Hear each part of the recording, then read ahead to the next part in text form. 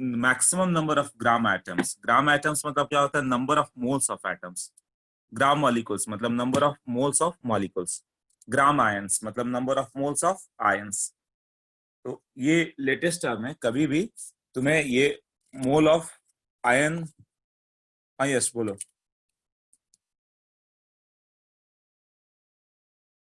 हाँ बोलो। सर वो ये मेरा डाउट है, ये एक्चुअली हार्ड कॉपी है। ओके ओके, फिर लीव करो इसे, ठीक है। V1 का 4 नहीं था। ओके, तो सॉफ्ट कॉपी में BB2 का क्वेश्चन नंबर 4 पे जाओ।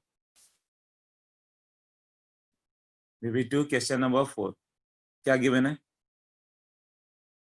यहाँ से केमिकल इक्वेशन वाले पार्ट आ जाएंगे। Okay, BB2 question number 4। Element X reacts with oxygen to form a pure sample of X2O3, जैसे एल्यूमिनियम प्लस O2 Al2O3 बनता है। 1 ग्राम ऑफ X से 1.16 ग्राम X2O2 आता है। Calculate the atomic weight of X। Atomic weight of X क्या होगा? 1 ग्राम X से 1.16 ग्राम X2O3 बनता है। एटॉमिक वेट ऑफ X क्या होगा? 1 ग्राम X से 1 पॉइंट, क्वेश्चन नंबर जो भी था ये क्वेश्चन नंबर 4 है। X 1 ग्राम लो, इससे बन जाता है X2O3 1.16 ग्राम, यही है ना? तो एटॉमिक मास क्या होगा X का? X इसको 2X प्लस 3/2O2 लिख सकते हो, बैलेंस हो जाएगा। या 4X plus 3O2 gives out 2X2O3, ऐसा भी होगा। तो 1 ग्राम मतलब इसका मोल कितना हो गया? 1 बाई इसका मोलर मास, इतना मोल हो गया। इससे इसका मोल कितना आ जाएगा? 1 ग्राम मतलब 1 बाई मोलर मास, वही एटॉमिक मास पूछ रहा है ना। M क्या हो गया? Atomic mass of X। तो इससे हम लोग H2O3 का मोल निकाल रहे हैं, तो 2 मोल का 1 मोल बनता है। 2 मोल X से 1 मोल बनता है, मतलब जस्ट 2:1 का रेशियो है ना। ये कितना आएगा? 1/2। यही केमिकल इक्वेशन का मेन है ना। जो निकालना है उसका कोएफिशिएंट न्यूमरेटर, जिसके थ्रू निकालना वो डिनोमिनेटर, इनटू व्हाट? 1/m। इतना मोल हो गया ना, इनटू इनटू व्हाट? इतना आ जाए तो इनटू इसका मोलर मास। मोलर मास कितना होगा? एटॉमिक मास X ले लिया, 2m ले लिया, तो 2m प्लस 48, और ये गिवन है कि 1.16 है। ये हो जाएगा, मतलब उसको एक काम करते हैं, ज्यादा कंफ्यूजन हो तो इसको यहाँ से हटा दें, नेक्स्ट स्टेप में लिख देंगे वो, है ना। तो इतना मोल आ गया। तो half into 1/m into molar mass, उसका कितना हो गया? 2m प्लस 48, और ये गिवन है कि 1.16 है। तो इसको सॉल्व करोगे तो m का वैल्यू आ जाएगा ना। क्लियर हुआ 4 कैसे करना है?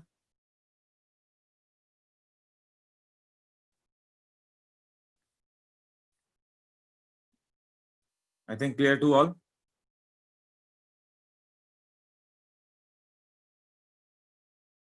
Yes, okay. नेक्स्ट 4 के बाद और कौन सा है? क्वेश्चन नंबर 4, 9, 15, 3, 16, 18, 2, मतलब 3 भी है। ओके, 3 भी कर लो।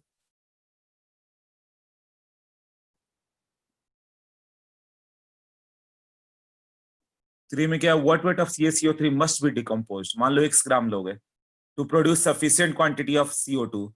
x ग्राम के टर्म में CO2 का मास आ जाएगा, और वो क्या करेगा? 21.2 किलोग्राम Na2CO3 को NaHCO3 में कंप्लीटली ब्रेक होना चाहिए। Na2CO3 plus CO2 gives out 2NaCO3। तो कितना CaCO3 लोगे कि 21.2 kg Na2CO3 को कंप्लीटली रिएक्ट कर दे?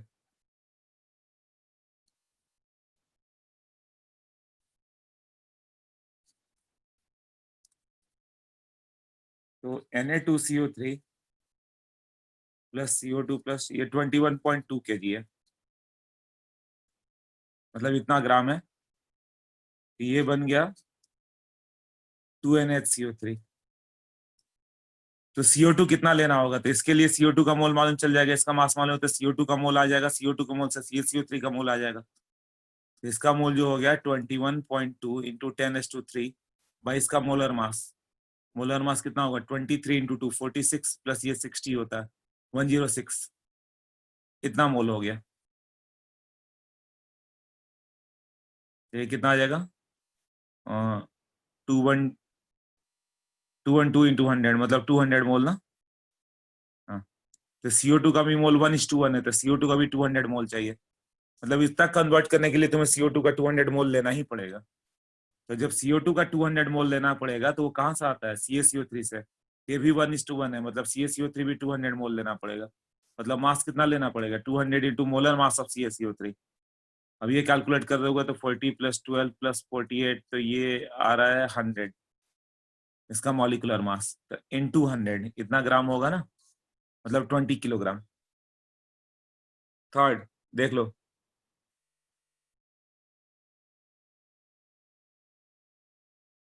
थर्ड क्लियर हुआ जिसका भी डाउट था?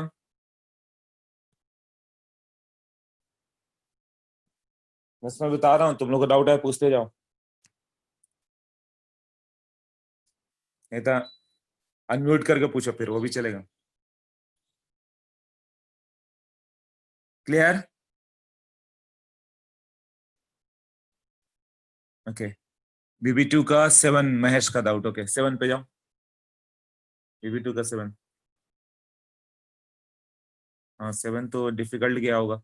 ये वही वाला कंसेप्ट है, रिएक्ट कंप्लीटली, जो P4 और O2 बोला था। ये बहुत आता है क्वेश्चन। 25.4 ग्राम आयोडीन। आयोडीन का मोलर मास क्या होता है? 254, 127 का डबल, मतलब 25.4 बाई 254, 0.1 मोल आयोडीन हो गया। और क्लोरीन कितना है? 14.2, 22 मोलर मास क्लोरीन का 71। तो ये आ जाएगा 1/5 ना, मतलब 0.2। ये 0.1 मोल आयोडीन है, 0.2 मोल क्लोरीन है, और इसको रिएक्ट किया गया तो वह ICl और ICl3 बना। और रिएक्ट कंप्लीटली, मैंने वर्ड बोला था ना कंप्लीटली, मतलब ना पहला बचा ना दूसरा बचा, ना आयोडीन ना क्लोरीन। तो कैसे कर रहा था? तो ICl और ICl3 कितना होगा? एक अच्छा समय बार बार आते रहा IIT में। क्यों कंप्लीटली वाला हमेशा मिस करते हो? जब तक लर्न ना हो जाए कंप्लीटली वाला सम करना कैसे। मैंने ये बताया था, P4 + O2 gives out P4O6, P4 + O2 P4O10, ऐसा करके बताया था ना क्वेश्चन, कि बोला था अच्छे से लर्न कर लेना। वही है। Number of moles of I2 कितना हो गया? Question number 7। ये आ गया था 0.1 मोल।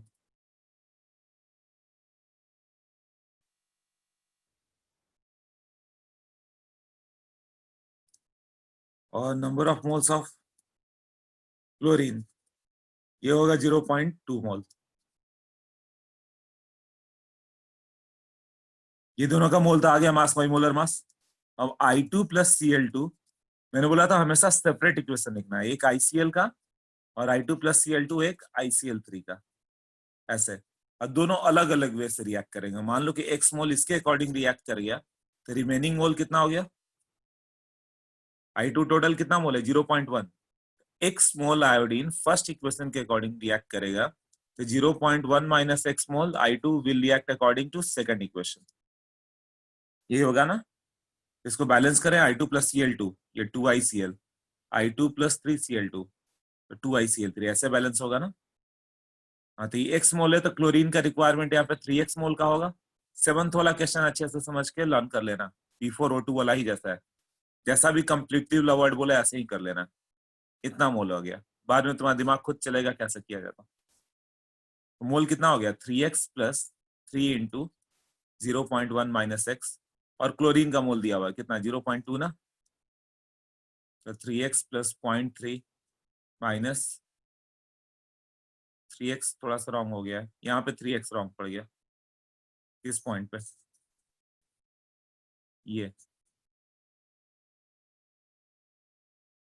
ये X मोल के लिए इसका X मोल ही आएगा ना, इसका 0.1 माइनस X के लिए ट्रिपल आएगा, 1 मोल का ट्रिपल, तो इतना आएगा। तो टोटल Cl2 का रिक्वायरमेंट मालूम चल गया, इतना होगा। और वो दिया है 0.2, मतलब बिल्कुल ओवर हो जाना चाहिए। 3 इंटू 0.1 माइनस X, वो आ गया तुम्हारा 0.2। ये वैल्यू कितना होगा? X + 0.3 माइनस 3X = 0.2, ये 2X = 0.1। X का वैल्यू 0.1/2, कैलकुलेशन चेक कर लेना। तो ये X मोल से इसका 2X मोल, इसका 2 इंटू 0.1 माइनस एक्स। अब इसका वैल्यू पुट कर दो, 2 इंटू एक्स का वैल्यू 0.1/2, तो ये 0.1 मोल आ जाएगा, ये आंसर होगा। और इसका 2 इंटू 0.1 माइनस एक्स, ये भी तो इक्वल ही आ गया, तो 2 इंटू 0.1/2, ये भी 0.1 ही आ गया। ऐसा डेटा ही फिक्स किया कि 0.1 आ गया। आंसर यही है ना? ऐसा कोई आंसर है? हाँ, सेवंथ आंसर ए दिया हुआ है, सेवंथ का। हाँ, तो ये क्वेश्चन अच्छे से याद करना। कुछ कुछ क्वेश्चन आईआईटी का फेवरेट क्वेश्चन, उसमें से ये एक है केमिस्ट्री का, रिएक्ट कंप्लीटली वाला। क्यों हम लोग एक ही क्वेश्चन में लिखते हैं? पहला मिस्टेक है ना, तुमने लिखा होगा हो सकता है I2+Cl2 gives out ICl plus ICl3, तो वो रॉन्ग हो जाएगा। अलग अलग लिखो, I2+Cl2 ICl, I2+Cl2 ICl3, ऐसे। ओके, क्लियर हो गया सबको ये?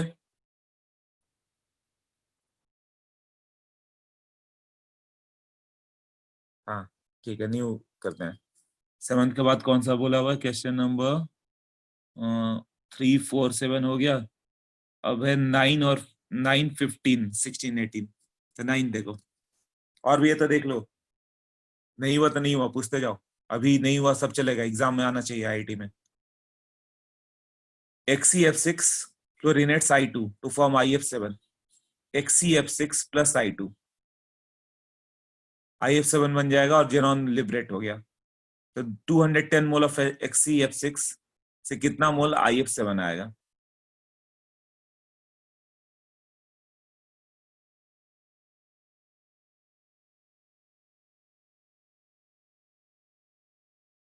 I2 plus XeF6, नाइन्थ ना, I2 plus XeF6, इक्वेशन शायद नहीं बैलेंस हुआ हो। I2 plus XeF6 ऐसे है ना, तो ये क्या बन जा रहा है तुम्हारा? जेनॉन अलग हो जा रहा है, जेनॉन इनर्ट होता है वो तुरंत बाहर आ जाएगा, और ये IF7 आ रहा है। तो बस तुम्हें इक्वेशन बैलेंस कर देना, बैलेंस करके बताना है क्या होगा।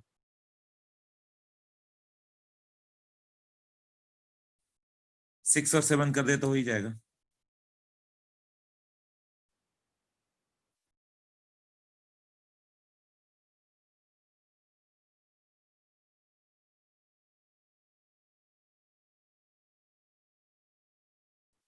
I2 हो गया, तो ये 2i तक कर देंगे। एक मिनट,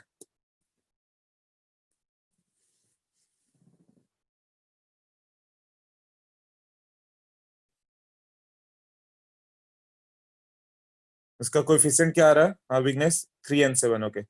ये 3 and 7, 3i2 आ रहा है, ठीक है। तो ये आ गया 3, ये 7, तो 6 आ जाएगा। तो ये 6 कर दोगे तो आ जाएगा। हाँ गुड विग्नेश, सही है।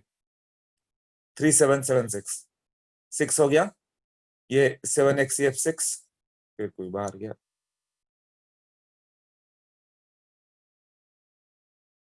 हाँ, ये क्या कर रहा था? हाँ, 3i2+7XeF6 इतना हो गया।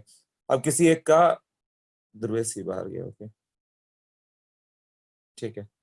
तो एक का मिलीमोल दिया हुआ है, दूसरे का बताना। ये है ना, किसका मोल गिवन था? 210 मिलीमोल ऑफ XeF6 है, तो IF7 कितना आएगा? 210 XeF6 से IF7,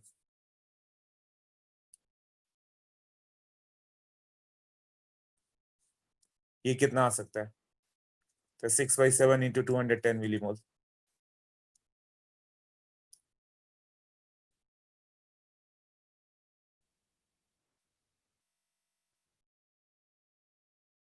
तो 180 आ जाएगा ना।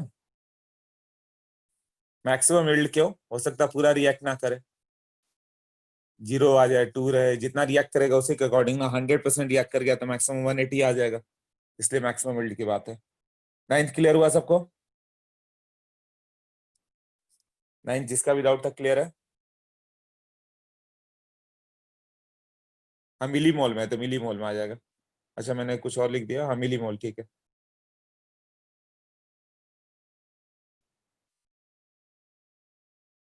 हाँ दुर्वेश बोलो। सर 9th वाला वापस एक बार समझाओ ना, समझ रहा नहीं। इक्वेशन तो बैलेंस हो गया, देखो इक्वेशन हाँ बैलेंस हो गया। एक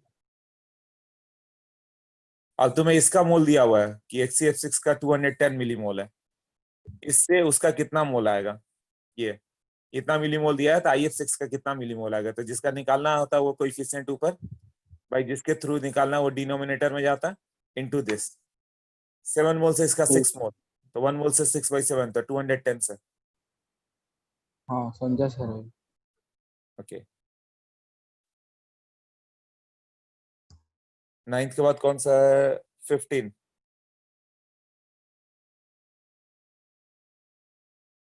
A+B A3B2 अनबैलेंस, तो बैलेंस कर लोगे। A+B A3B2 बैलेंस करना होगा तो लिख लिया,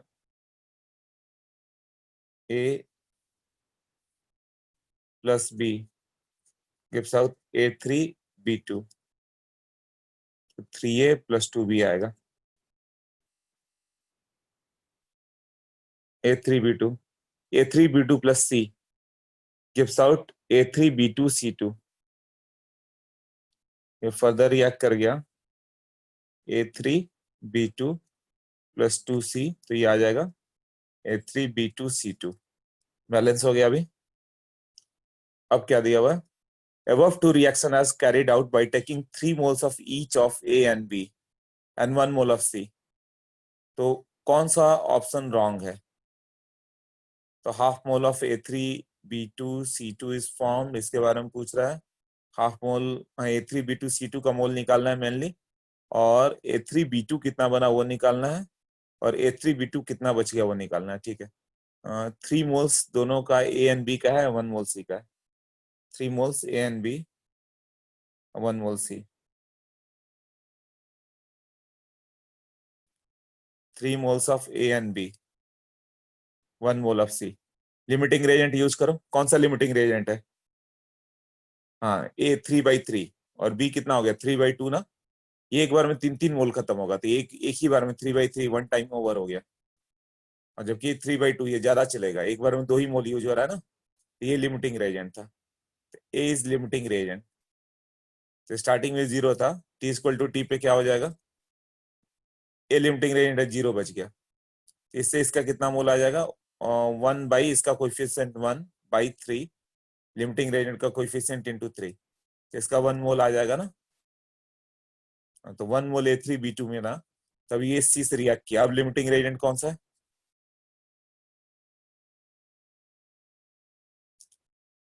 सी, हाँ क्योंकि उसका 2-2 मोल एक बार में यूज हो रहा है, तो 1/2 और ये 1/1। ये बताया था ना, जो मोल दिया हुआ है number of mole by coefficient, इससे आता है तुम्हें लिमिटिंग रिएजेंट। जो लेस होगा वही लिमिटिंग रिएजेंट है।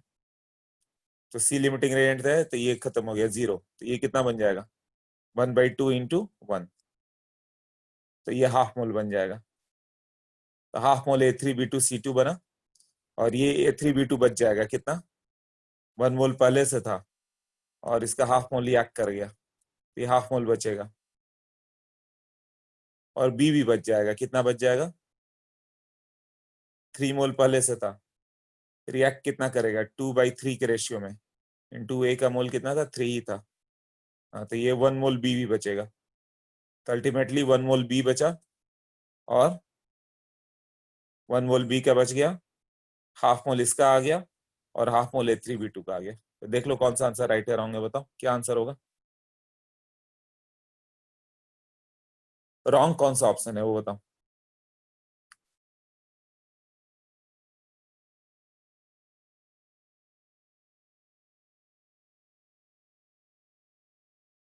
15 के बाद 16, देख लो आंसर कौन कौन सा मैच रहा है। 16 1 mole of iron reacts completely with 0 point Fe+O2 Fe और Fe2O3 mole ratio of ferrous oxide, हाँ फिर तो वही है 1 मोल Fe 0.65 मोल O2।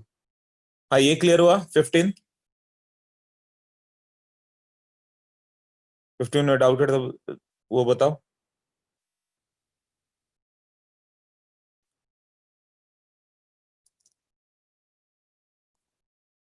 15 क्लियर है सबको, यस नो जल्दी करो।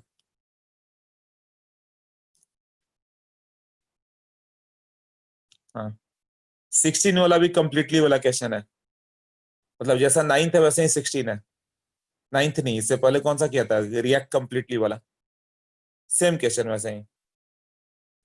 तो 16 में 1 मोल Fe and 0.65 mole O2 react completely, तो फिर वैसे ही करेंगे हम लोग। तो एक बार पढ़ लेता हूँ, 1 मोल Fe था, ठीक है, 0.6 माइल O2 है, Fe और Fe2O3 बन रहा है, Fe और Fe2O3। थोड़ा ट्राई करो, 2 मिनट ट्राई करो, अभी बताया था ना।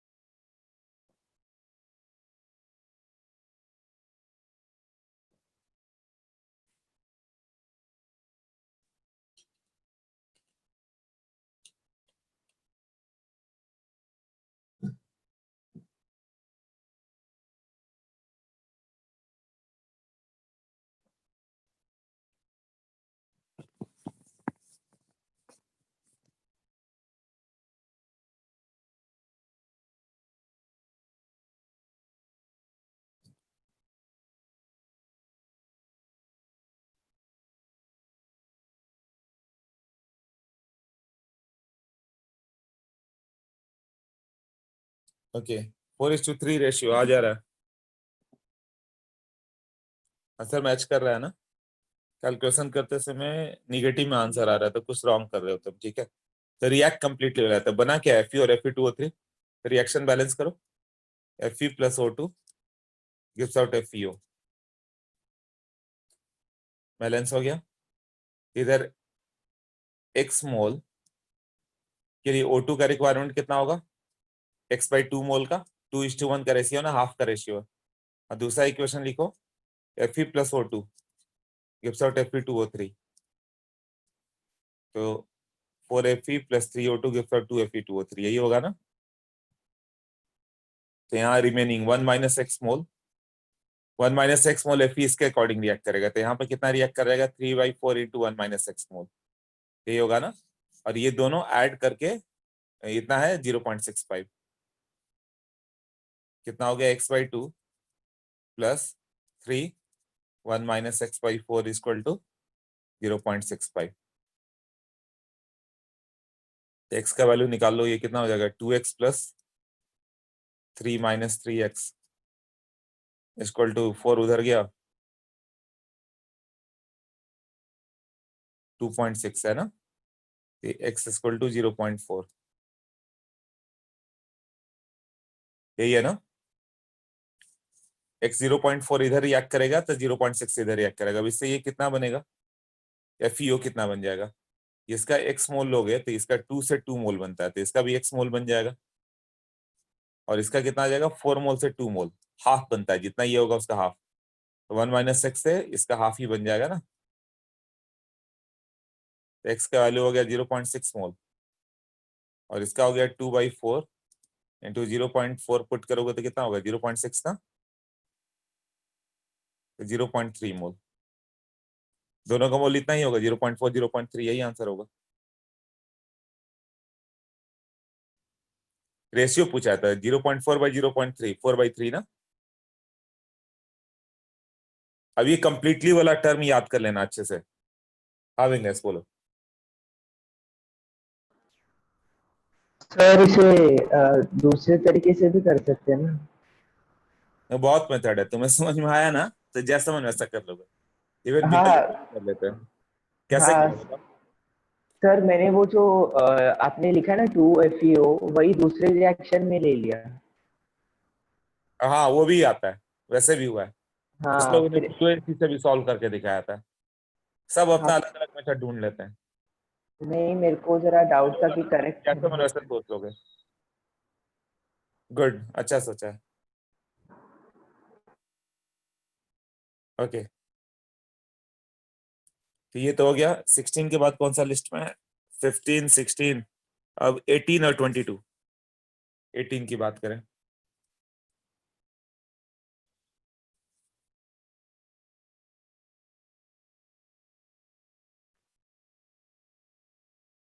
"100 gram sample of H2SO4 requires 80 gram of NaOH. तो what is the percent purity of H2SO4 sample?" Percent purity of H2SO4 sample मतलब 100 ग्राम सैंपल लोगे तो हो सकता है कि 2 ग्राम उसमें डस्ट हो या कुछ और पार्टिकल हो या सिलिका हो, कुछ भी हो, 98 ग्राम प्योर हो, तो 98% प्योर हो गया। तो 100 ग्राम हो सकता है 90% प्योर H2SO4 है, तो 10% इम्प्योरिटी हो गया। तो 100 ग्राम का 90% मतलब 90 ग्राम H2SO4 है। तो तुम्हें वही बताना है कि कितना ग्राम प्योर H2SO4 था। तो रिएक्शन से मालूम चल जाएगा। जितना भी H2SO4 था वो 80 ग्राम NaOH से रिएक्ट कर रहा है। 80 ग्राम NaOH से रिएक्ट करने के लिए कितना H2SO4 चाहिए? तो H2SO4 प्लस NaOH क्या देगा? Acid base neutralisation. H plus OH minus मिलकर H2O बन गया और ये Na2SO4 बन जाएगा।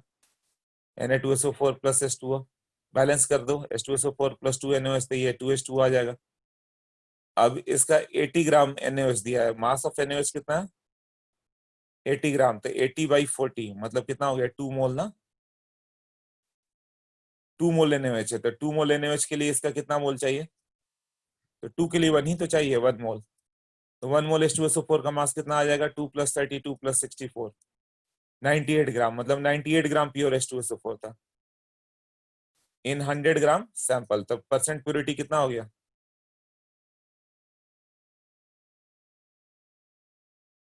परसेंट प्योरिटी 98% ही हो गया ना। अब सैंपल मान लो 100 ग्राम का ना होके 200 ग्राम का होता, तो 200 ग्राम में 98 ग्राम, तो 100 में कितना होगा? तो इट विल बी 98/200 × 100, ऐसे ही होता ना। मतलब ये सैंपल यहाँ पे दे रहता 150 ग्राम का, तो 158 में 98 ग्राम होता है, 98/150 × 100, ऐसे परसेंट प्योरिटी आता ना। बट अभी 100 ग्राम ही दिया तो कुछ सोचना ही नहीं था, डायरेक्ट कर दिया। क्लियर हो गया भाई? 18th clear? जिसका भी डाउट था बोलो, यस और नो।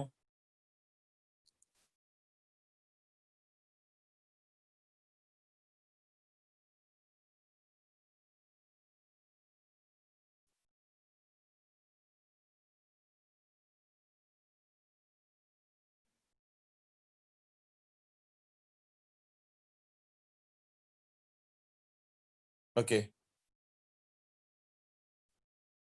टर्न ऑफ माइक नहीं, माइक तो चल रहा है, आवाज आ रही है सबको?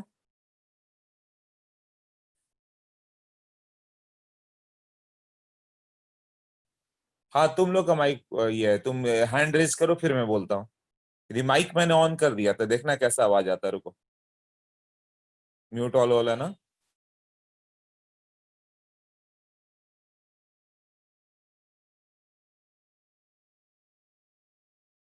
उसमें प्रॉब्लम आना स्टार्ट हो जाता है। वो क्या होता है, इको होना स्टार्ट हो जाता है, आवाज ही नहीं आएगी किसी को, इसीलिए मैं म्यूट कर देता हूँ। तुम्हें बोलना होगा तो अपना हैंड रेज करो, फिर मैं अनम्यूट करता हूँ, फिर बात कर सकते हो। क्लियर हुआ अभी? आई थिंक क्लियर है, वरना अभी तक कोई तो लिखता। ओके, 18 के बाद 22।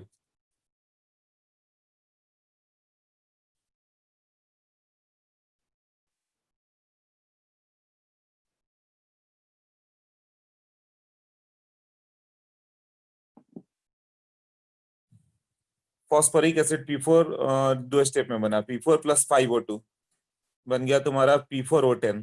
बैलेंस नहीं है, बैलेंस कर लोगे। और P4 + O10, P4O10 + 6H2O, उससे रिएक्ट करके H3PO4 बन गया। तो दो स्टेप में बना, पहले P4O10 फिर उसका हाइड्रोलिसिस करके H3PO4। 62 gram phosphorus react with access of oxygen. तो जितना ऑक्सीजन तो एक्सेस हो गया, तो जितना फॉस्फोरस है उसी के अनुसार P4O10 बन जाएगा, और वो 85% यील्ड देगा, मतलब जितना बनना चाहिए उसके 85% ही बनेगा, रेस्ट 15% वेस्ट हो जाएगा। वो मतलब हम लोग का एक्सपेरिमेंटल कंडीशन से 50% वेस्ट हो गया, 85% मिल जाएगा। फिर अब वो जो भी 85% मिला था वो फर्दर वाटर से रिएक्ट करके H3PO4 बना, और वहां पे जितना आना चाहिए था उसका 90% ही आएगा। तो कितना आएगा मास? 62 ग्राम।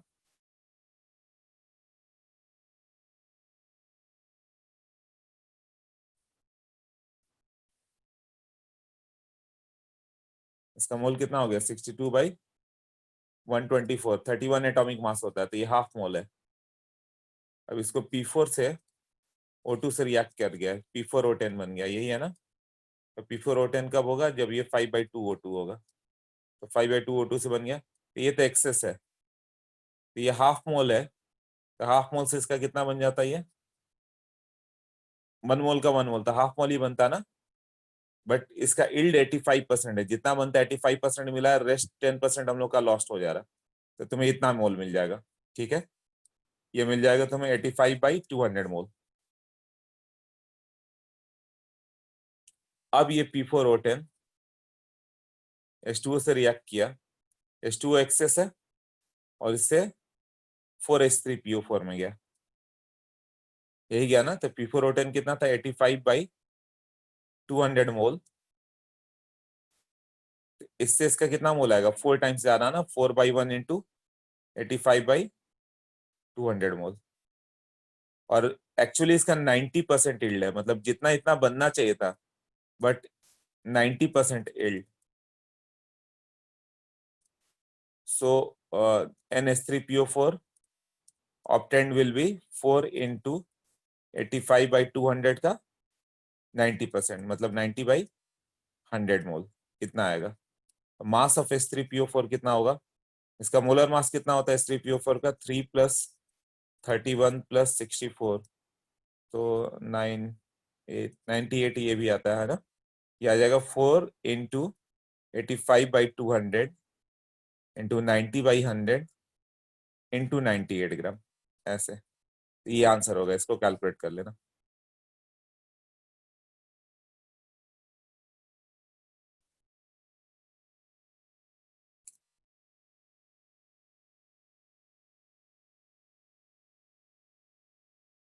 हाँ नंदी बोलो। सर जो टेस्ट होने वाला है सैटरडे को, उसमें केमिस्ट्री का पोर्शन क्या है? जितना आज पढ़ा है उतना तक। रेडियोमेट्री नहीं पढ़ाया तो नहीं होगा, एटॉमिक स्ट्रक्चर नहीं रहेगा। एटॉमिक स्ट्रक्चर कितना हुआ अभी? एटॉमिक सर बोर्ड मॉडल चालू करना है शायद। हाँ मोल से स्टार्ट करना है ना अभी। हाँ, तो उससे कुछ भी नहीं आएगा, ये तो क्लास टेस्ट है तुम लोग के लिए। तो मोल ही मेन हुआ, तो मोल का ही आएगा, जितना पढ़ा है उतना तक। सर मोल कौन सा मोलालिटी और आज उस पे कहेंगे उतना। उसके भी बेसिक क्वेश्चन आ सकते हैं, मोलालिटी के बेसिक क्वेश्चन मोलालिटी के आ सकते हैं। ओके हाँ, सिंपल वाले। मेन तुम्हें chemical equation and mole concept रहेगा, जो अभी तक कर रहे हो, BB1 BB2 वाले, यही सब क्वेश्चन मेन ओके रहेंगे। सर एक्सरसाइज 1 में भी कुछ डाउट्स है, वो भी बता दूं कि नेक्स्ट हाँ, लेक्चर? वो सेंड करो सब। पहले BB2 हो गया, सारे डाउट भेजते जाओ। अभी जो जो तुमने डाउट भेजा वो लिख दिया मैंने। अब एक्सरसाइज 1 में 18 19 है। एक्सरसाइज 1 में जाते हैं।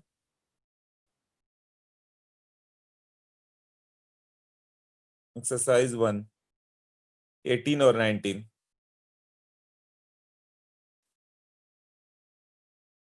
एक्सरसाइज 1 का 18 देखो, मिक्सचर वाले क्वेश्चन के लिए बताया था दो अलग इक्वेशन देना।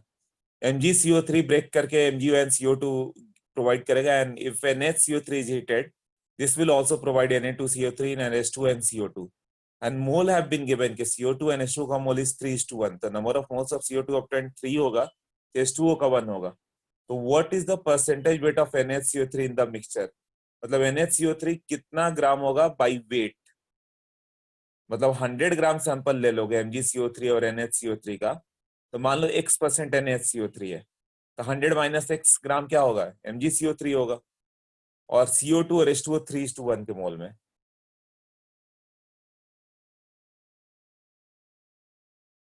CO2 3 मोल बनेगा तो H2O का 1 मोल बनेगा।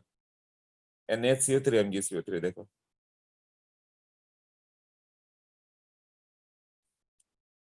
एक्सरसाइज 1 का 18 NaHCO3 और MgCO3 का मिक्सचर है। तो इसको मान लो x ग्राम ले लोगे तो ये कितना हो जाएगा 100 - x ग्राम। तो यही तुम्हें x बताना है कि कितना है। और इसका होता क्या है कि जब इसको हम लोगों ने हीट किया तो NaHCO3 क्या होगा, ये इक्वेशन 12-13 मैंने दिया था स्टार्टिंग में, उसी में से ये सब पूछते हैं।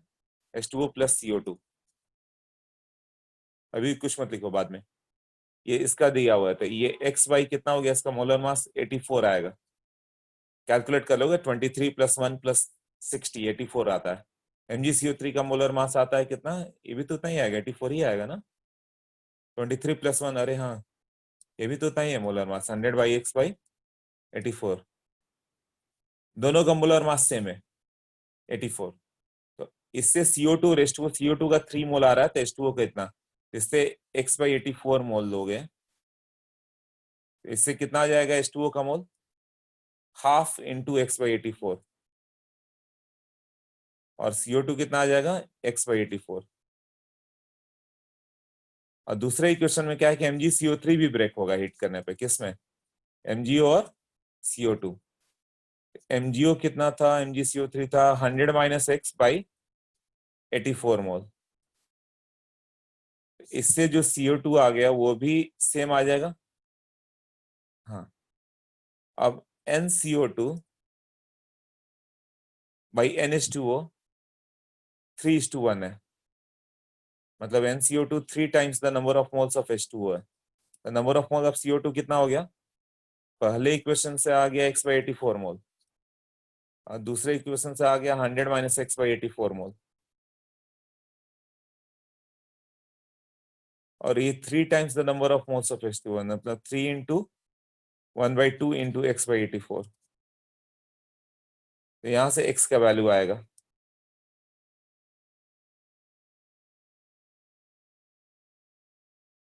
कितना आ जाएगा, तो ये आ जाएगा तुम्हारा x ऐड कर दो तो 100/84 = 3/2 × x/84, वो भी गया।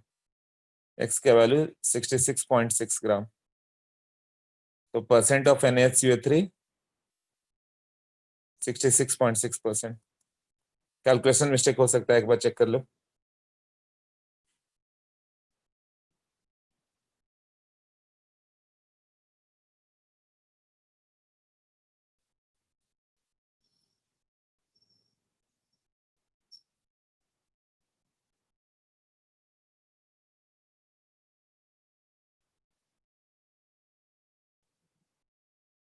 आंसर इससे मैच कर रहा नहीं कर रहा था, कहीं कैलकुलेशन थोड़ा मिस किया इसका मतलब, ऑप्शन में नहीं है।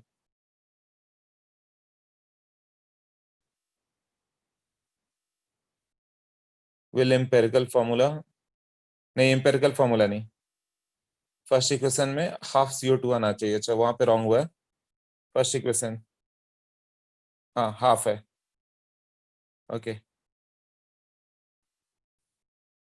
तो 2:1, ये 1/2 × x/84 आ जाएगा। ये कितना आ जाता, CO2 में ऐड होगा ना, हाँ 1/2 × x/84 ऐसे, ये आ जाएगा। तो कितना आ जाता, अभी x तो कैंसिल होगा नहीं, यहाँ से कैलकुलेट करो।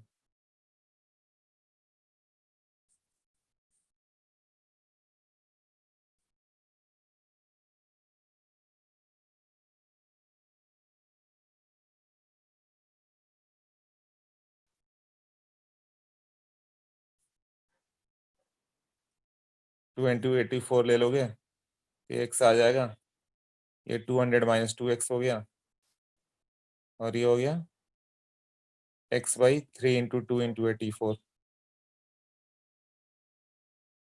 3x/2 × 84, यही है ना।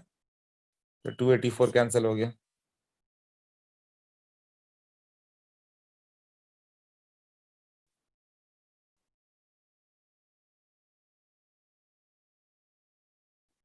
x तो 50 आएगा इसके अकॉर्डिंग।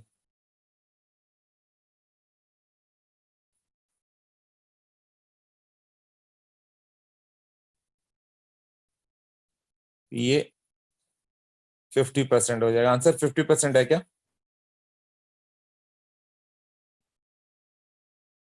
ओके, अब 18 भी करेक्ट हो गया।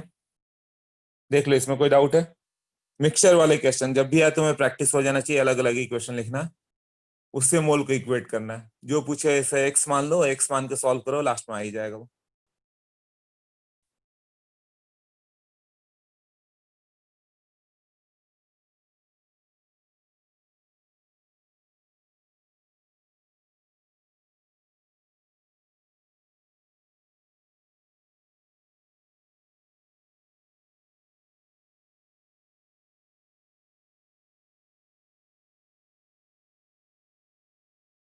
हाँ दुर्वेश बोलो। सर आपका पहला आंसर 66.6 आया था और उसके बाद 50 आया, तो कौन सा ये करने का मतलब अभी? अरे वही तो मिस्टेक हुआ था ना, तो वही पूछा कि कहाँ पे मिस हुआ, वो देखो कहाँ पे मिस हुआ पर था। वो हुआ था, पर अभी 50% में 50% ही राइट है ना? हाँ, क्योंकि हाफ मिस हो गया था ना, जो रेट से मैंने लिखा है। Okay sir, thank you. हाँ, ये 2 मोल का 1 मोल बन रहा था CO2, तो हाफ वाला पॉइंट ही मिस हो गया था लिखने में, इसका आंसर रॉन्ग आ गया। अब राइट आया। ओके, तो हो गया ना क्लियर अभी?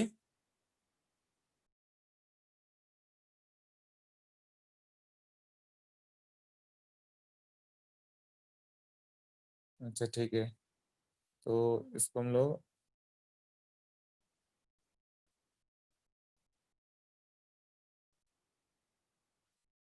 18 के बाद 19 पे करते हैं ना।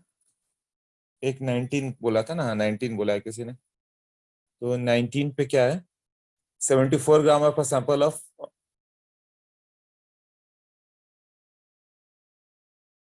किसका सैंपल? वो यहाँ पे दिया हुआ है फॉर्मूला में, gives 132 gram CO2 and 54 gram H2O, 74 gram sample है। तो molecular formula of the compound में भी क्या हो सकता है? मॉलिक्यूलर फॉर्मूला तुम्हें बताना होगा। C5H12, C4H10, C3H6, C3H7 ऐसे।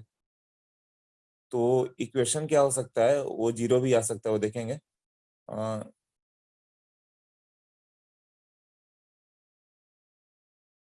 54 ग्राम H2O है, तो 54 ग्राम H2O मतलब H2O का मोल कितना हो गया? 54/18, 3 मोल H2O। ठीक है, तो 3 मोल H2O मतलब कितना हो जाएगा तुम्हारा? मतलब हाइड्रोजन का 6 मोल होना चाहिए यदि 1 मोल रहता तो, और CO2 का 132/44, 132 ग्राम CO2 है बाई मोलर मास 44, कितना आ जाएगा? 3 मोल ना, तो 3 मोल CO2 है, मतलब जो भी होगा कार्बन 3 मोल कार्बन हुआ होगा, हाइड्रोजन का 6 मोल होगा, तो 3:6 का ही रेशियो आएगा ना, तो आंसर सी पे जाएगा फिर, C3H6 वाला, POC लो।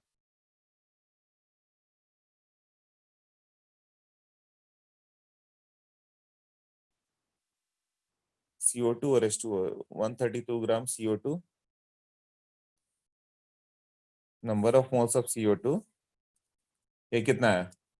132, ये 132/44 मोल, 3 मोल, और इसका कितना होगा? NH2,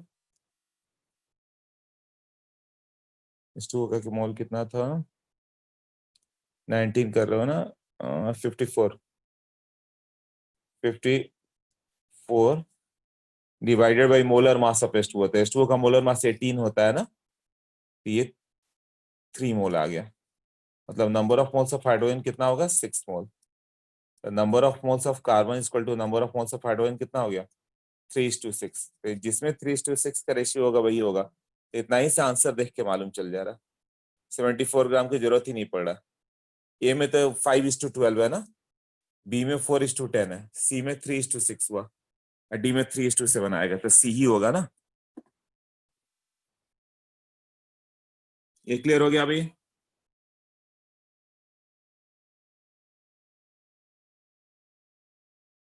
yes okay. और कौन कौन सा है, सब लोगों ने आगे अभी भेजा है। आनंदी एक्सरसाइज 1 का 11 एंड 14 भी ओके। 11, 14 एंड 22 ठीक है। देखो 11, 14 एंड 22। 11 पे जाओ।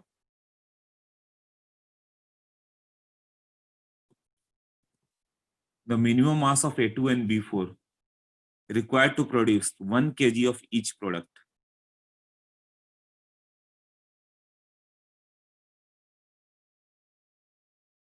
मिनिमम कितना लोगे कि 1 kg दोनों का मिल जाए। एटॉमिक मास ऑफ A 10 है, एटॉमिक मास ऑफ B 120 है।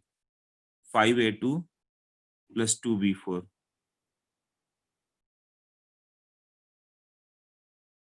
11। 5A2 plus 2B4 gives out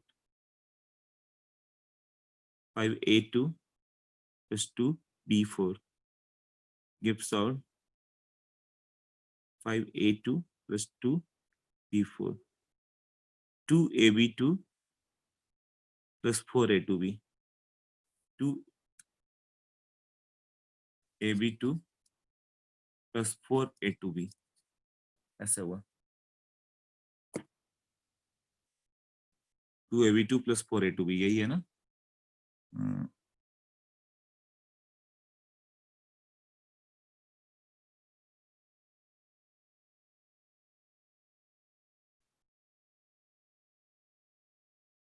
हाँ 2AB2 4A2B। ए का एटॉमिक मास 10 है और बी का 120 है, तो minimum mass of mixture of A2 and B4 कितना दोनों का मिनिमम लोगे कि एटलीस्ट 1 kg दोनों का बन जाए। दोनों का 1 kg बनाना है।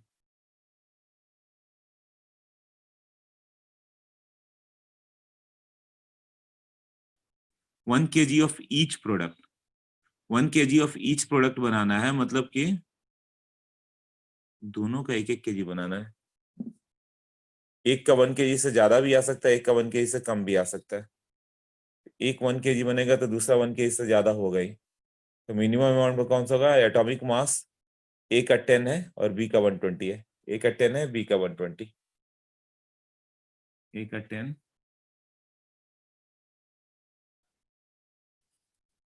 और बी का 120 है, और दोनों का 1000 ग्राम कम से कम बनना चाहिए।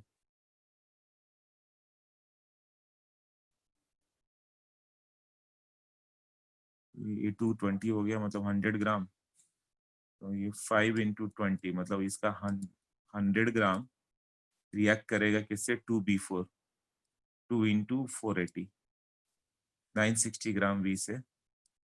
तब ये बन जाएगा 2 into इसका 2 मोल AB2। AB2 कितना हो गया 10 plus 240 250। 2 into 250 मतलब 500 ग्राम बन पा रहा है। और ये 4 into A2B, A2B कितना हो गया 20 प्लस B कितना है 120। ये हो गया 140 into 4 480 ग्राम। ये लिखा है सही है, क्लियर है, कैलकुलेशन मिस्टेक नहीं है ना। 5A2, A2 मतलब 20 हो गया मॉलिक्यूलर मास, तो 5 मोल मतलब 100 ग्राम A2 2 मोल B4 से रिएक्ट करेगा। बी कितना हो गया 480 ग्राम ना मोलर मास, तो मतलब 960 ग्राम B4 से रिएक्ट करेगा, तो जाके ये 500 ग्राम और ये 480 ग्राम आएगा। कैलकुलेशन देख लो एक बार, 140 into 4 ये 960 आ रहा है लास्ट वाला। ओके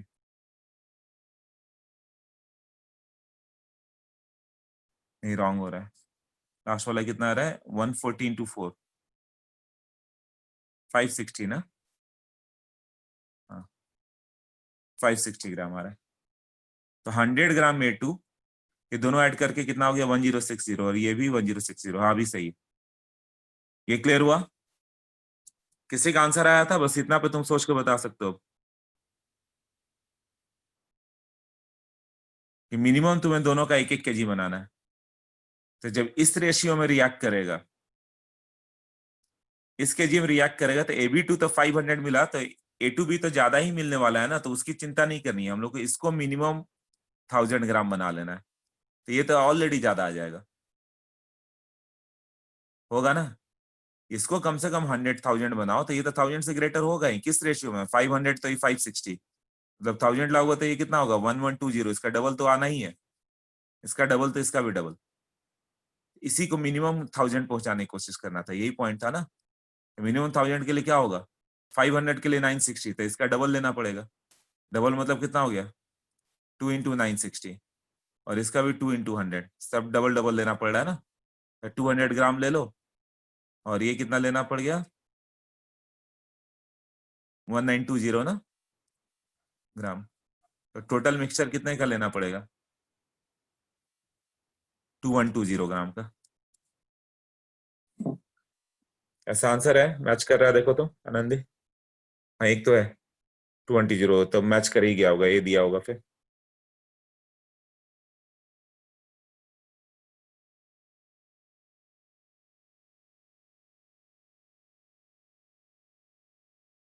सोच लो अभी।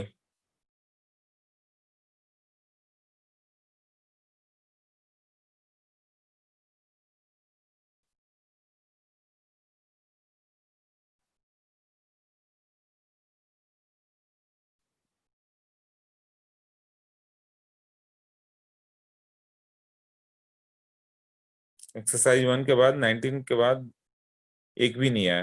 अच्छा 19 तक हो गया ना, ठीक है, देखता हूँ क्यों नहीं आ रहा। ये हो गया पहले, 11th क्लियर हो गया? नहीं आया चलेगा, उसको मैं बता देता हूँ। बट उसके बाद फिर प्रैक्टिस कर करके इसको, बुकलेट को ही 8-10 बार कर जाओ कि लर्न हो जाए, फिर आराम से हो जाएगा। कितने भी न्यू क्वेश्चन कहीं से भी आ जाए, तुमसे आराम से हो जाएगा। कोई भी न्यू क्वेश्चन दे दे, इतना क्वेश्चन तुम्हें याद है ना एक बार कि सॉल्व कर सकते हो। कभी मैं दूं ये क्वेश्चन तो तुमसे हो जा रहा है, तो तुम्हारा आईटी का प्रिपरेशन हो गया। आईआईटी में कुछ भी दे दे, तुमसे आराम से हो जाएगा, क्योंकि एक बेस होता है ना, सर्टेन गुड सम्स तुम्हें याद है, उस बेस पे सारे हो जाते हैं फिर। जैसे रिएक्ट कंप्लीटली तुमने इतना बार रिवाइज किया है ना, आईआईटी बार बार पूछते रहा है, क्योंकि सब बार बार बोलते हैं। तुमने इतना बार रिवाइज किया कि देखते तुम बोलोगे अच्छा ये कंप्लीटली वाला आंसर ऐसा ऐसा करना है, तुरंत कर दोगे। ओके, ये डन ना। तो ये 11 था ना, 19 नहीं था। हाँ, 11 के बाद कौन सा तुम्हारी लिस्ट में? 14 ना। PCl 5 50% डिकम्पोजिशन में जा रहा है, तो percentage change in M average क्या होगा? ओके,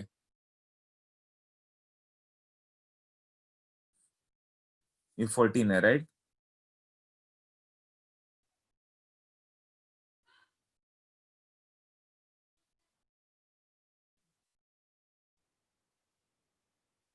कौन सा था?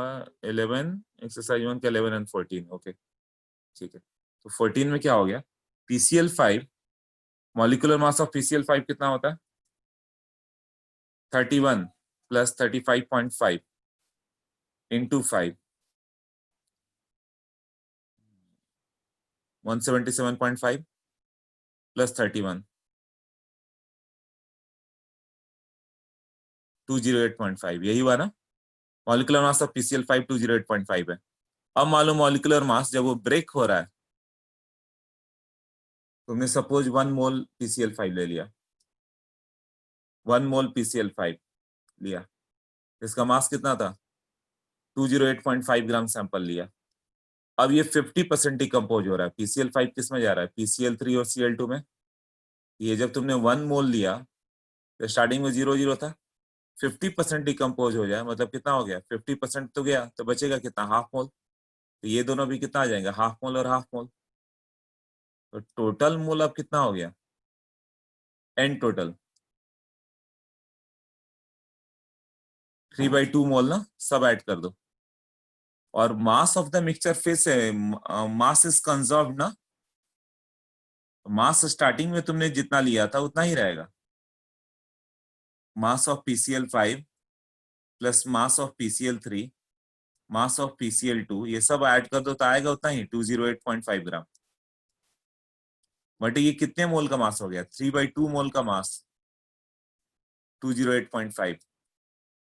तो 1 मोल का क्या मास होगा? It is the molar mass ना। मॉलिक्यूलर मास ये होता है ना कि ऑन द एवरेज 1 मोल का कितना है? 208.5 ग्राम। तो ये molecular mass of the mixture हो गया। Molecular mass of the mixture पूछा जाए तो 1 मोल का क्या मास है, तो 1 मोल का इतना हो गया। इस क्वेश्चन को अच्छे से याद कर लेना, ये केमिकल इक्विलिब्रियम में भी आएगा, कई क्वेश्चन आएंगे यही वाले सेम। इतना molecular mass of the mixture आ गया, तो कितना परसेंट चेंज हो गया, वही पूछा ना, परसेंट चेंज या कितना रिड्यूस हो गया, क्या पूछा है, परसेंट चेंज। परसेंट चेंज मतलब पहले कितना था अब कितना पा गया, तो पहले से तो कम ही हो गया। तो चेंज की बात करें तो कितना आ गया, 208.5 से डिक्रीज होकर 208.5 बाई 1.5 आ गया। तो परसेंट चेंज कितना होगा विथ रिस्पेक्ट टू ओरिजिनल ना, by 1.5 by 208.5 into 100।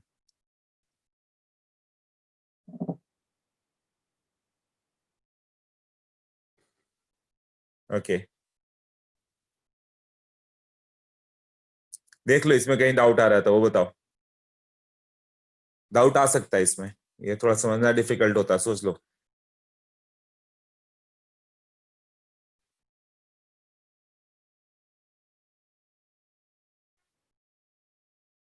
Mole concept थोड़ा टफ है, 19 के बाद नहीं आया चलेगा।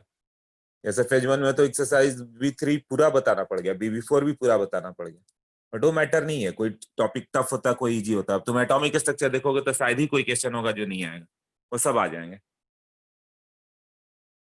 एटॉमिक स्ट्रक्चर से ऑलमोस्ट सबका बहुत अच्छा कंट्रोल है, मोल कंसेप्ट पे थोड़ा कंट्रोल वीक रहता है, बट जो वीक है सबका वही तुम्हें स्ट्रांग बनाना है।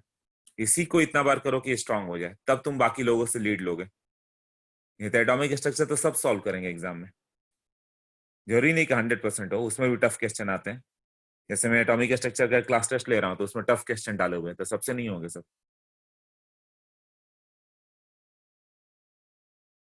But in general that is consider to be very easy chapter, और मोल कंसेप्ट वेरी टफ। और इसके बाद सारे इजी चैप्टर है, atomic structure, periodic table, chemical bonding, जो भी करेंगे सब इजी जाएगा।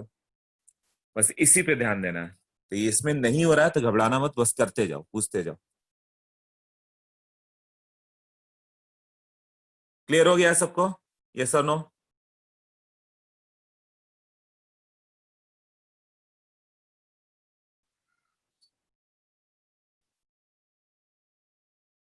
ओके और एक क्वेश्चन बोला था ना तुमने आनंदी, कौन सा एक्सरसाइज, दुर्वेश ने बोला था एक्सरसाइज 1 का 22।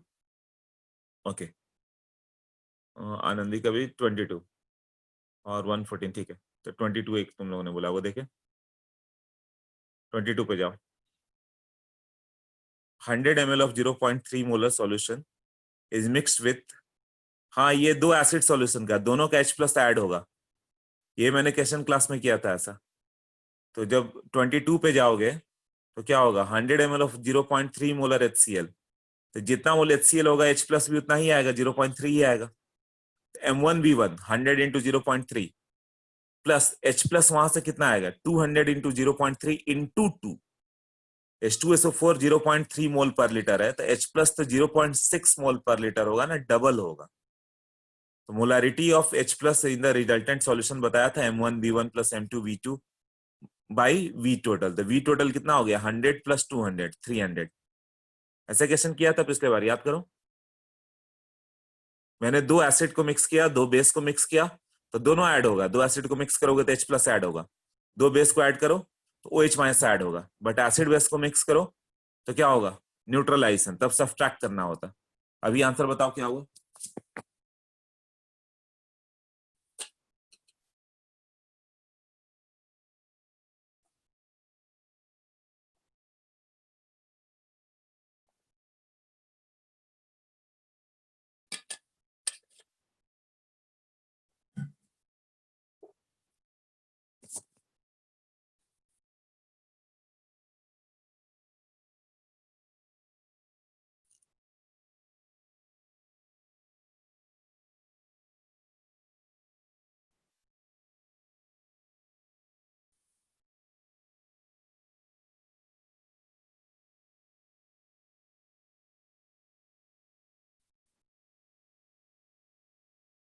H+ होगा 100 into 0.3, HCl से आया, H2SO4 से कितना आ गया 22 है ना, ये 200 into 0.3, 200 into 0.3 वो तो H2SO4 का हो गया, H प्लस इसका डबल होगा, बाय टोटल 300 होगा। अब Cl माइनस का पूछता तो एक ही सोर्स होता, कौन सा पहला, तो 100 into 0.3 बाय टोटल 300। और सल्फेट का पूछता तो केवल दूसरे सोर्स से आता, तो उसका M2V2 कितना हो गया, 200 into 0.3, जितना H2SO4 उतना ही सल्फेट ना, बाय 300। सोच लो, ये बताया था ना molarity of mixing M1V1 plus M2V2। Clear है ये?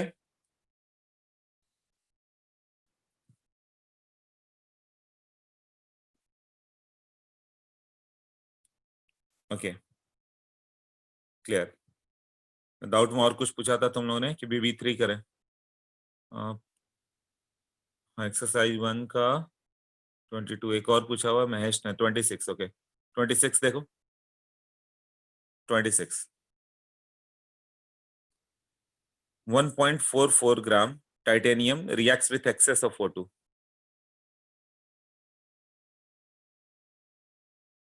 and produces X gram of non-stoichiometric compound. So value of X will be, इतना इजी सम लग रहा है, 1.44 gram titanium reacts with excess of O2.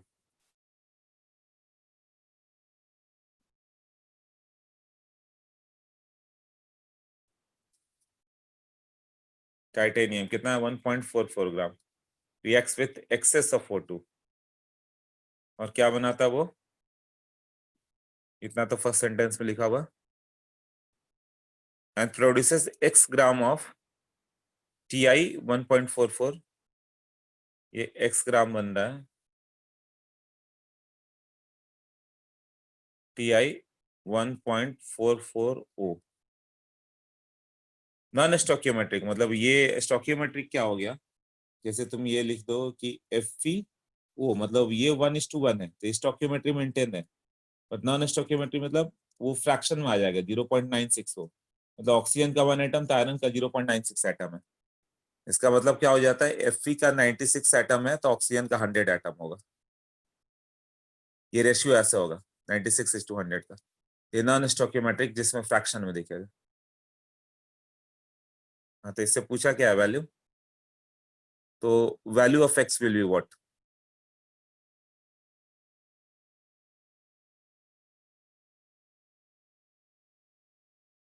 क्या होना चाहिए, X ग्राम ये बना है,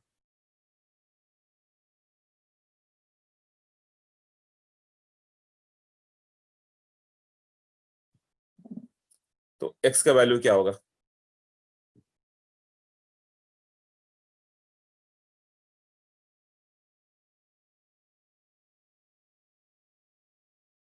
ट्राई करो अभी होगा।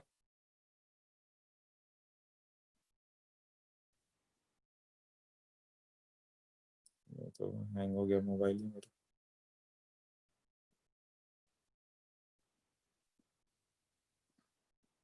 एक मिनट करो, ये थोड़ा हैंग कर गया मोबाइल।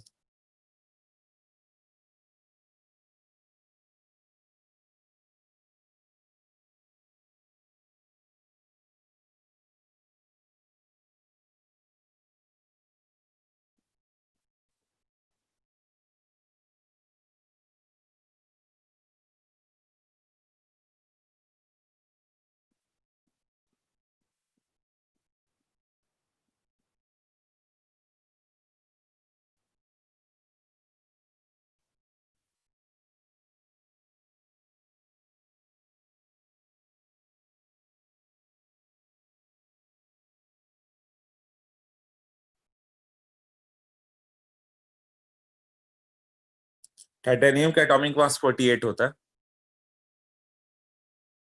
इसका 1.44 बाई 48 मोल आ रहा है, और एक्सेस से रिएक्ट करके इतना कितना आएगा, तो बैलेंस कर दो। बैलेंस कैसे होगा, टाइटेनियम के आगे 1.44 Ti लिख दें तो बैलेंस होगा ना। बैलेंस इक्वेशन में क्या हो गया, 1.44 Ti plus O2 gives out Ti 1.44 O। यही होगा ना, और O2 का हाफ ले लो, अभी इक्वेशन बैलेंस है ना। तो टाइटेनियम का मोल कितना हो गया, ये 48 53 है, ये तो कैंसिल हो रहा है, 0.3 मोल है ना, 0.3 मोल ये है Ti, 0.3 मोल, 0.3 मोल से इसका कितना मोल आएगा, उतना ही 1/1.44 मोल आएगा, इंटू 0.3 मोल आएगा। इसका मास कितना हो गया, 0.3/1.44, ये आ जाएगा 1.44 इंटू 48 प्लस 16, और ये ऐड करके x आएगा, यही x आएगा ना, x का वैल्यू कुछ है, multiplied by molar mass. Molar mass x लिखने की क्या जरूरत है, वही ग्राम लिख दो, अभी देख लो हो जाएगा।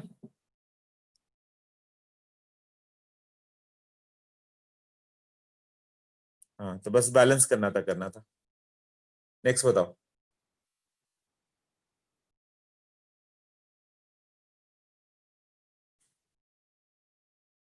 ओके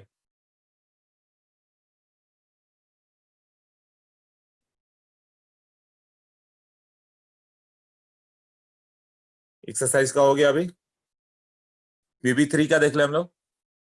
नहीं हार्ड कॉपी भेजा ना तुमने, हार्ड कॉपी देखे कि BB3 देखे, इसका बताओ जल्दी से।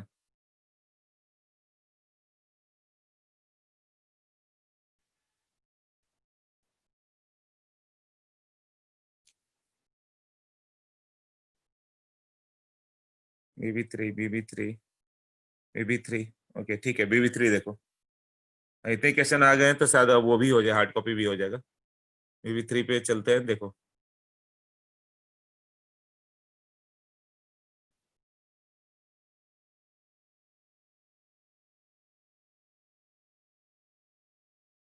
B1 हो गया, ये तो BB2 हो गया, BB3 ओके।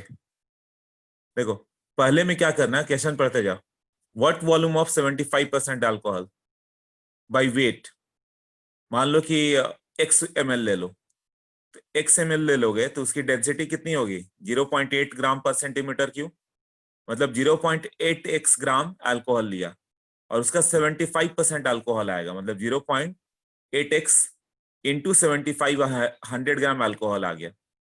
इसको यूज किया गया और इससे क्या बना दिया गया, 150 ml of 30% alcohol by wait. ये बहुत आता है बट थोड़ा भी सोच लोगे तो तुरंत हो जाता है ना। तो कितना आ जाएगा ये, मास ऑफ अल्कोहल कंजर्व करो, जो अल्कोहल जितना लोग उसी से दूसरे को बनाया गया ना, तो वहां से भी अल्कोहल का मास उतना ही आना चाहिए, तो वहां से अल्कोहल का मास कितना आएगा, लिखते जाओ। 150 इंटू डेंसिटी कितनी होगी 90, तो 150 ml था, सेंटीमीटर क्यूब मतलब ml, 150 इंटू 0.9 मतलब 135 ग्राम था, और उसका 30%, 135 का 30/100 इज इक्वल टू व्हाट, जो पहले इक्वेशन लिखा था V इंटू 0.8 इंटू 75/100। ये क्लियर हुआ कैसे किया, V इंटू 0.8 इंटू 75/100, और इससे ये आ गया था 150 का कितना आ गया था, 135 आया था 90% था, इंटू वो कुछ तो था इसका 150 इंटू 0.9 इंटू 30/100, 150 इंटू 0.9 डेंसिटी जो हो गया, और इसका 30/100। ऐसा क्वेश्चन बहुत आता है बट कुछ है नहीं, जो अल्कोहल जितना होगा वही कंजर्व होगा ना, तो मास ऑफ अल्कोहल कंजर्व किया, क्लियर हो गया। ओके आंसर आ गया था 67.5, ओके गुड, ये सोच लिया था तुम लोगों ने, ठीक है। तो दूसरा, how many gram of table salt containing 50% moisture is prepared 1 kg of 20% salt solution. तुम 1 kg ले लो तो उसमें 20% सॉल्ट होना चाहिए, तो 1 kg मतलब 1000 ग्राम, 1000 ग्राम का 20 ग्राम मतलब तुम्हें 1000 ग्राम का 20% मतलब 200 ग्राम सॉल्ट जरूर होना चाहिए। तो 200 ग्राम सॉल्ट के लिए अब सॉल्ट तुम ले लो, तो सॉल्ट जितना लोगे उसमें 50% तो मॉइस्चर है, तो 85% ही सॉल्ट है ना, 15% मॉइस्चर है तो 85% सॉल्ट है, तो तुमने x ग्राम सैंपल लिया तो x का 85% सॉल्ट आएगा, और वो सॉल्ट कितना है 200 ग्राम। तो सेकंड का आंसर क्या हो जाता, मतलब सब केमिस्ट्री ना हो के परसेंटेज वाले क्वेश्चन हो गए, इस तरह से मैथमेटिक्स के क्वेश्चन। x ग्राम लिया, उसका 85/100 ग्राम क्या हो गया, सॉल्ट हो गया, और वो सॉल्ट कितना है 200 ग्राम। यही है ना, तो इक्वेट कर दो, x आ जाएगा। सेकंड क्लियर हुआ? क्लियर? ओके, थर्ड पे देखो, 2 liter of 1 molar NaOH solution is mixed with the 3 liter of 2 molar NaOH। तो ये तो बताया था दो बेस को ऐड करोगे तो M1V1 प्लस M2V2 दोनों बेस ऐड हो जाएगा ना, तो 2 into 1.5 प्लस 3 into 2, ये इतना OH आ गया। वही फाइनल वॉल्यूम, फाइनल वॉल्यूम कितना होगा, 2 लीटर इसका, 3 लीटर इसका, और 1 लीटर वाटर, तो 2 + 3 + 1, यही होगा ना, 2 into 1.5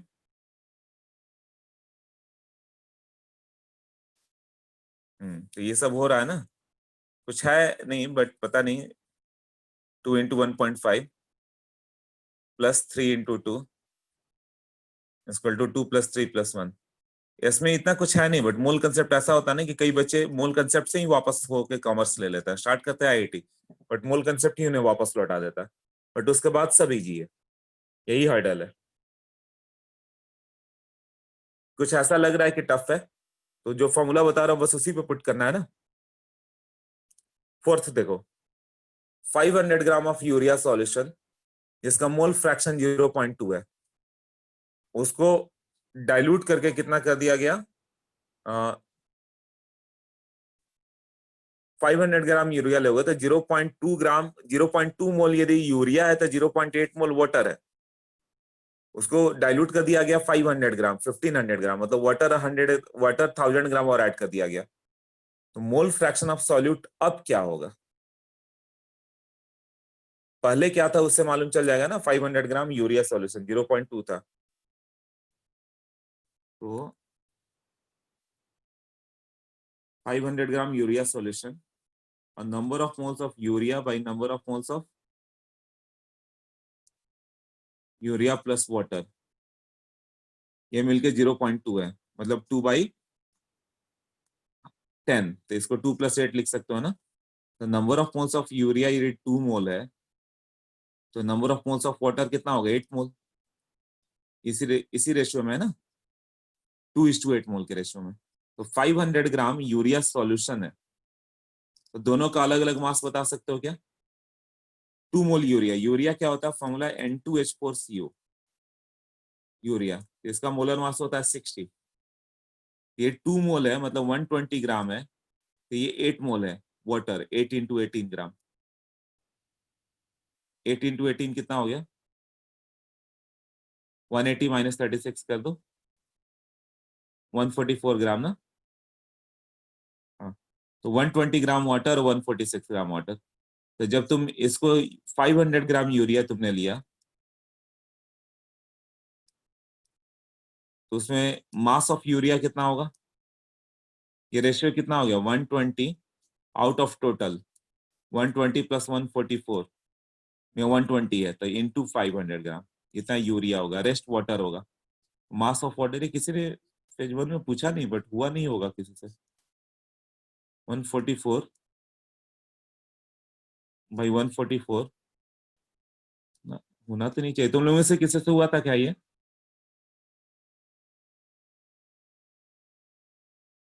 क्वेश्चन किसी ने कर लिया था?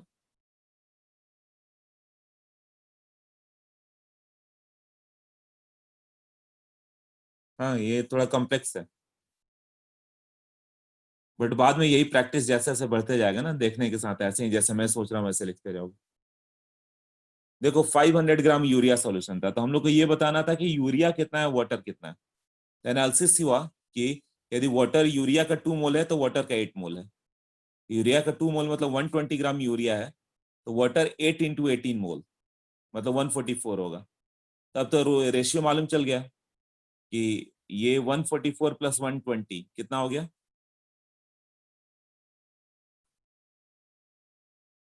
हाँ ये हो गया 120 प्लस 144, तो ये रेशियो आ जाएगा 164, 264, मतलब 264 ग्राम में 120 ग्राम यूरिया है और 144 ग्राम ये है। तो रेशियो मालूम चल गया। तो 500 ग्राम सॉल्यूशन में कौन कौन कितना होगा मालूम चल गया ना। अब वाटर डालोगे तो वाटर एक्स्ट्रा आ गया तुम्हारा, वाटर में वाटर ऐड कर दो। अब दोनों का आ गया, फिर ऐसे ही कुछ था निकालना, क्या करना था, mole fraction of solute in the diluted solution.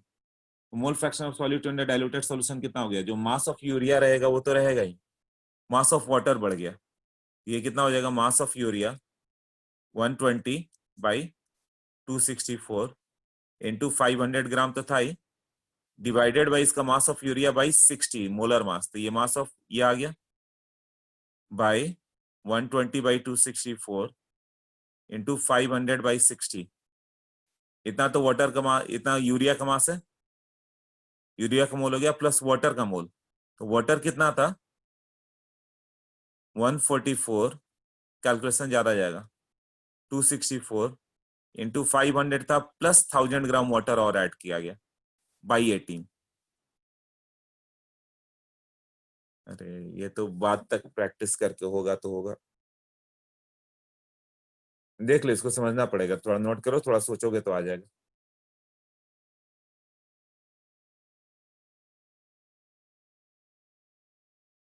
इसीलिए मैंने बोला था बस सोच के आओ, किसी पॉइंट पे तुम अटकते हो ना तो जैसे ही मैं बताऊंगा वो तुम्हें परमानेंट याद रहेगा, एग्जाम में भी याद आएगा कि यहाँ पे मैं अटका था, सर ने बताया था तो क्लियर हुआ था। तो सब चीज का अटेम्प्ट करना जरूरी है, क्वेश्चन आए चाहे ना आए वो मैटर नहीं। तो यहां से हम लोग का अब सैटरडे को नेक्स्ट लेक्चर है, टेस्ट तो क्लास टेस्ट कभी बीच में ले लेंगे वो, ओके।